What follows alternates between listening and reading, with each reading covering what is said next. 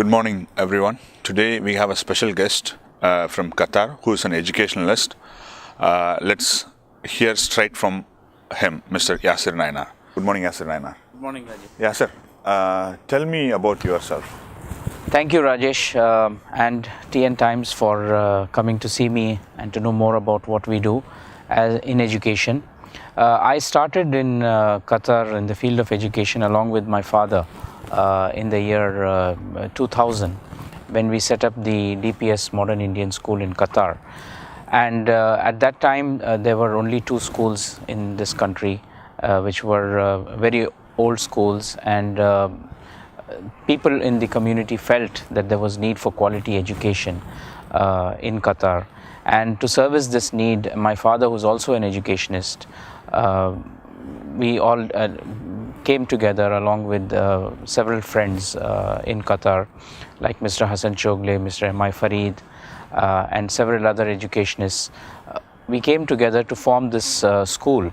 And at that time, we had only one vision, and that is to provide quality of education, which means to ensure that every child leaving our school finds his space in life, and he has all the necessary tools and necessary information along with him to make a successful career or add value to the society, if you may. We were very successful in the beginning to attract the right type of students and teachers to our school, but we had the problem of infrastructure, which we slowly got over by associating with several other eminent businessmen and professionals in Qatar, and they also understood and valued the stand of education that we had, and they participated along with us to build this beautiful school, which is today one of the best schools in Qatar. Again, the name is DPS Modern Indian School. In order to further the cause of education, I thought that it is necessary to take these learnings from the field of education in Qatar to India. And in the year 2014, along with a few friends of mine, as well as a few educationists, we formed the Billabong School in Chennai.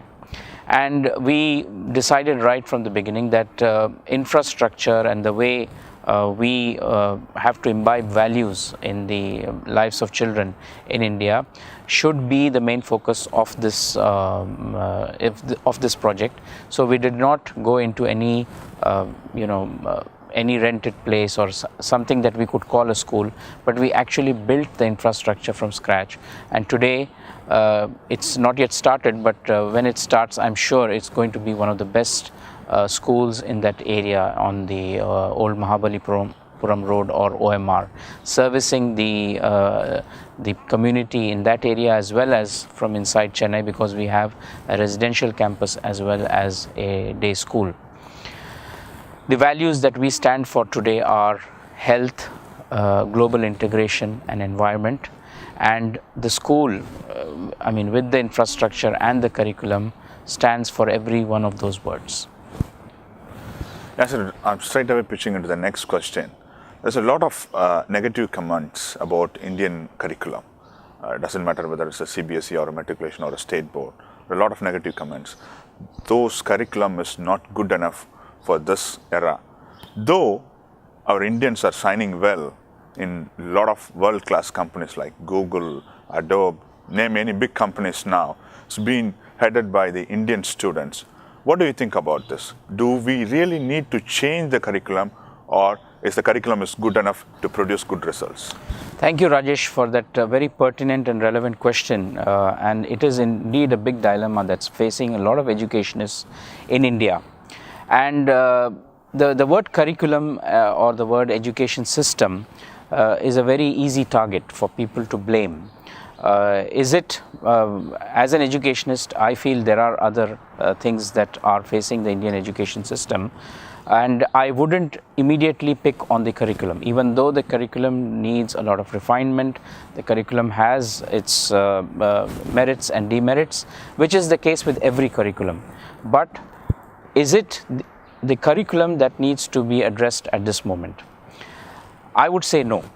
What we need to really address today in the Indian education system is the delivery of the curriculum, which is our teachers.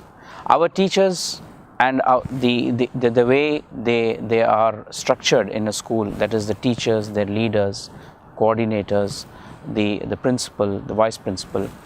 There is a layer and structure in the school that functions and that helps the school to achieve the outcomes or the learning outcomes of any curriculum.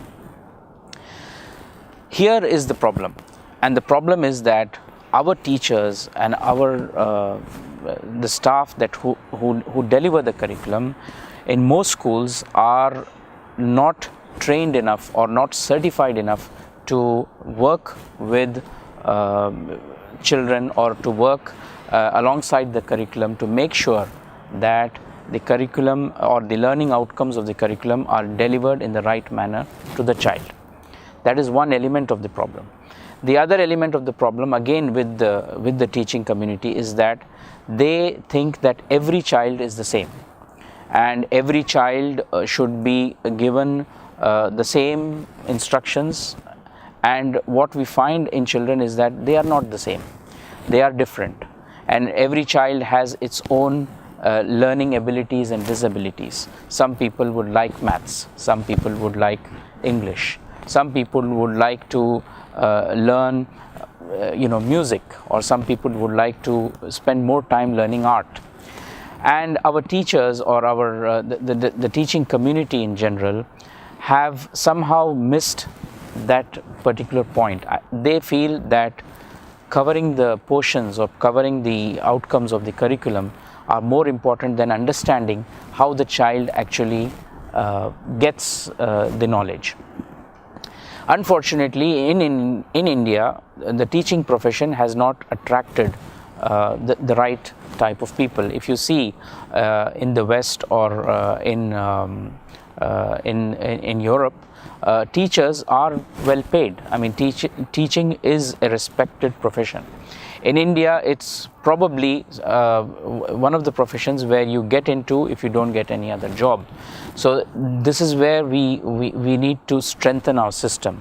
We need to train our teachers in how to address the learning outcomes of the curriculum. We need to train them in how to assess children before they actually start working with them to impart the knowledge that the curriculum demands. So I would say it's not the curriculum. It's about how we train and certify and motivate our teachers to deliver the outcomes of the curriculum. And that could be any curriculum. It could be the international curriculum, it could be the Indian curriculum. Curriculum only guides you on what should be the learning outcomes. The way you deliver the knowledge within that curriculum to the child is entirely up to the school. And that is why sometimes you find one school is very good, parents like it, and some other schools are not so good. So how can we say that it is the curriculum to be blamed, because both schools are running the same curriculum? It's the way we deliver the knowledge outcomes of the curriculum to the children. And this is where we should now start focusing in India. Yasir, since you responded that it's mainly the delivery of the curriculum. But if we ask the teachers and they are complaining about the parents, the reason is parents are looking only for the marks. So it's more or less it's like a catch-22. Teachers are blaming the parents and parents are blaming the teachers are not delivering it. How do you see this problem?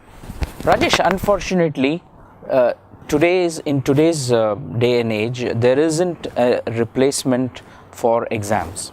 Okay, children have to go through exams. They have to show or demonstrate their capacity to understand what they have been taught, and the exams is one easy way to get clarity on that. So there isn't a replacement for exams as such. Now exams means marks, and marks decides the future of a child. Is this good or bad, or should it change? I would say yes, it could change. There are other ways of assessing children. It just means that there is going to be more effort that has to be put by the school, by the teachers, to assess children in a very objective manner. The good thing about exams is it's immediately objective. There is nobody can, because all the children write the exams in the same circumstances, including the light or the temperature of the room, or the conditions in which the exam is conducted are all the same. So when a child passes out of a school with a certain amount of marks and another one doesn't, you immediately say that the only thing that is different between these two children is the level of knowledge. So one qualifies with a higher level of knowledge than the other because of the exam. Is this good or bad? It is bad for some children, because some children have the problem of not doing well in exams, but doing very well in life. And is this a failure of the examination system? I would say no. It is a good system. It is good to conduct exams, but the way we conduct our exams should be that we have a combination of different types of exams. So there should be something where which is written, something which is spoken, some things where people can demonstrate other types of skills. And a child who does well in maths or English should not be rated as the most clever child of the school, because probably that child has a tendency towards those subjects, and every child is different. So there might be a child who has a tendency towards music, or spatial information like arts or something like that. So if a child does well in his intelligence, that is the good child. But if a child has a certain intelligence, say for example, a child is good in music, but he performs bad in the music exam, then that child should be rated as having performed badly.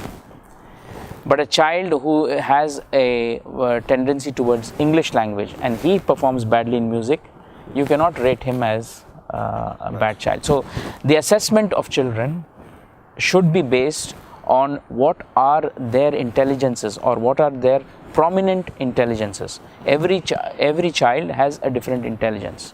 So if the school continues to assess through exams or through different methods, the concepts of marks and exams is correct, because that is objective. But the concept of assessing every child with the same exam is what is incorrect.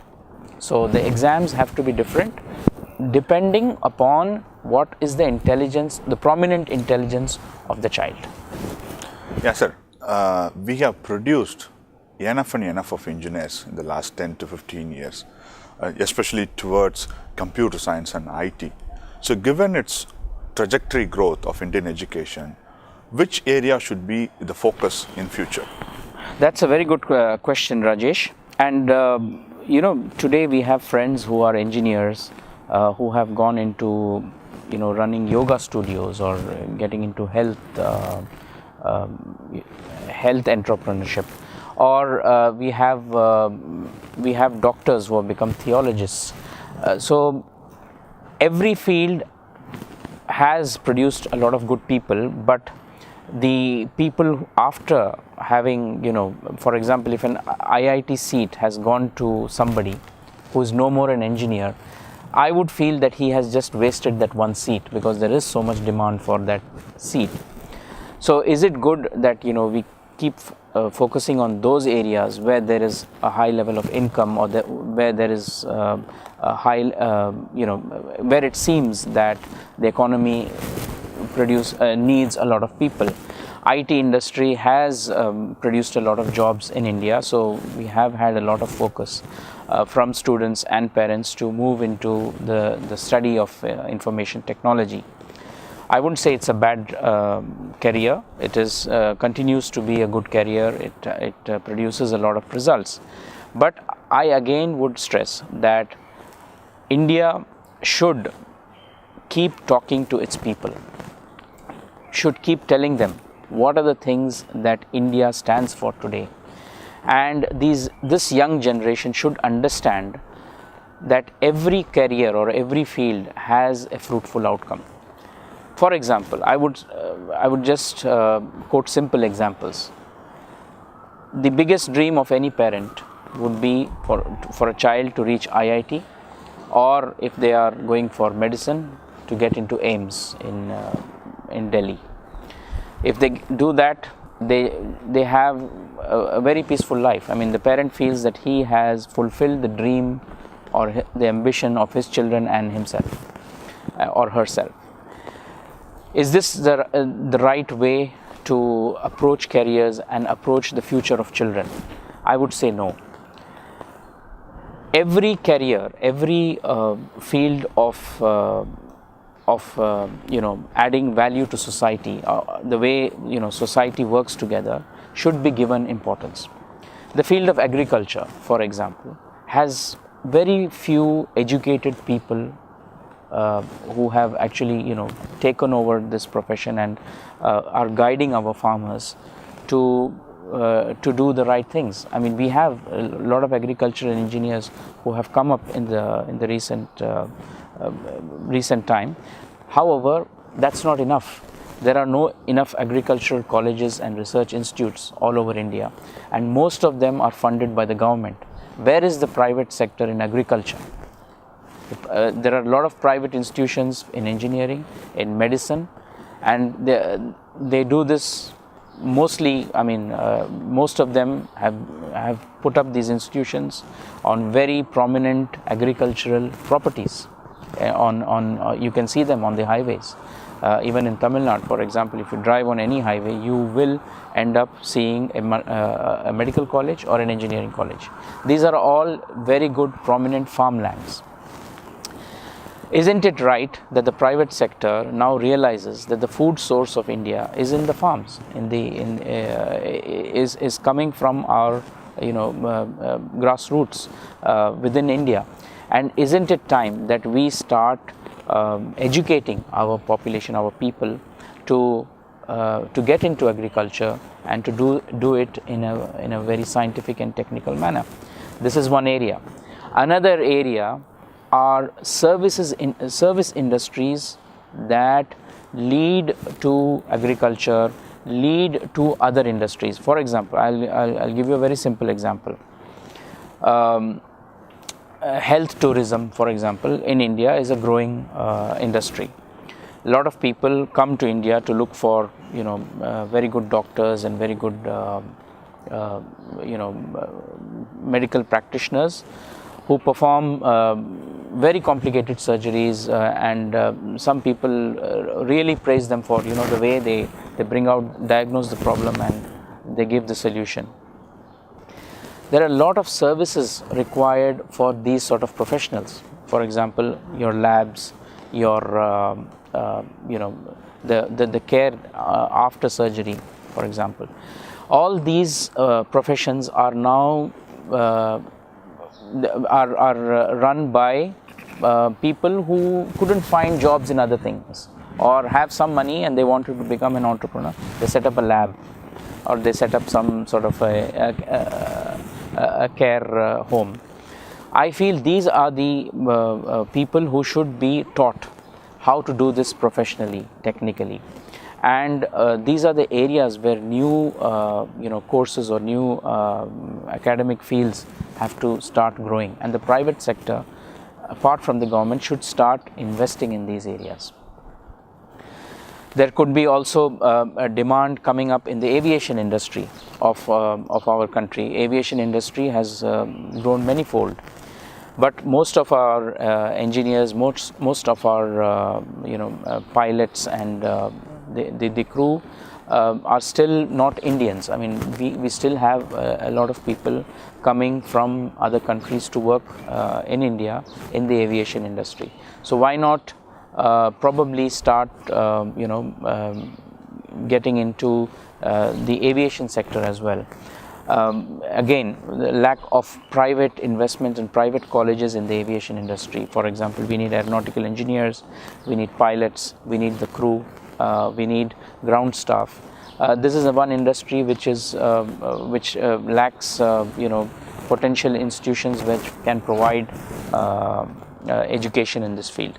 So I would say engineers and doctors and lawyers, we have produced enough, and the current institutions are doing a very good job producing these people, but we should focus in other areas, especially I would start with agriculture. Yes, sir. India has produced enough professionals. In NASA, 18% of the scientists are Indians. In Microsoft, nearly 30% of the engineers are Indians. So Indian institutions like IIT, IIM, they are producing more professionals.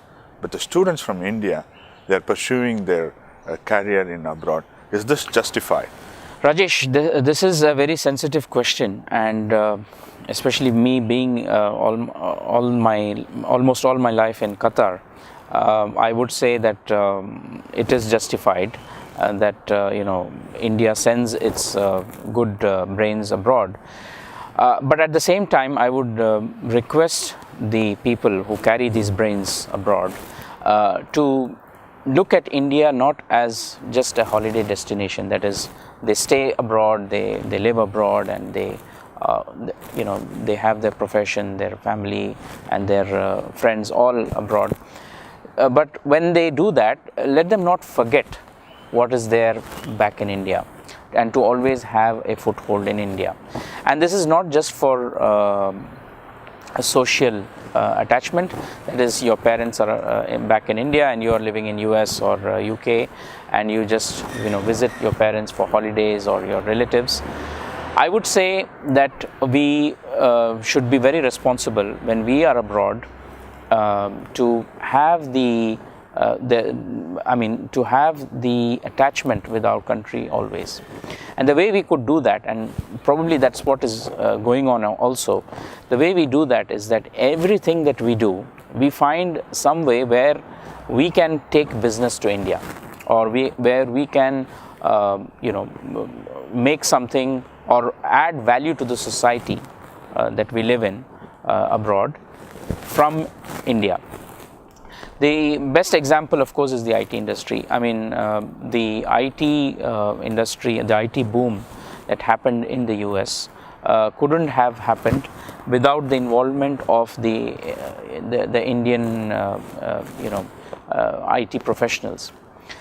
The Americans, or the people who have conceptualized the outcome of the IT that we see today, which is like Google or Microsoft and all these big products, the only place probably they could find the right talent to make these things, because these are all ideas, and to put ideas into action you need people who can actually implement them. And the only place that they could find this could be implemented easily was in India. There were enough engineers, there was enough knowledge and talent within the Indian youth that could bring this to life. So without giving any examples, I would just say that Indians have done a very good job in bringing work to India. So the finance professionals have made India the hub for the banking sector in the US and Europe for all their back office operations. Similarly, the doctors and the medical professionals have given a lot of business back to India in terms of bringing equipment and other things that are very expensive to be made in those countries, and we have made them very, very nicely, and we have exported them to these countries. So it's okay that there is a brain drain. Of course, the government should try to find ways of making India so attractive that these professionals or these graduates from the different professional colleges, when they come out, they find the right space for them to work and practice, and also to fulfill their career dreams. a easy solution is to go abroad, and probably you get a flying start going abroad, and the pay and the money is also equally good. So if India becomes as attractive as abroad, then people will not go. So it's we cannot blame the individual, because every mind has that, every person has that selfish intent to to earn some money or to live well. And why shouldn't he or she think for himself, So I would say that it's good that Indians go abroad, Indians work abroad, but at the same time they should not forget their Indian roots, and they should try to bring back whatever they can as a commercial value or as a social value back to their country. I am also doing the same thing, having collected a lot of friends in Qatar who have a similar passion for education.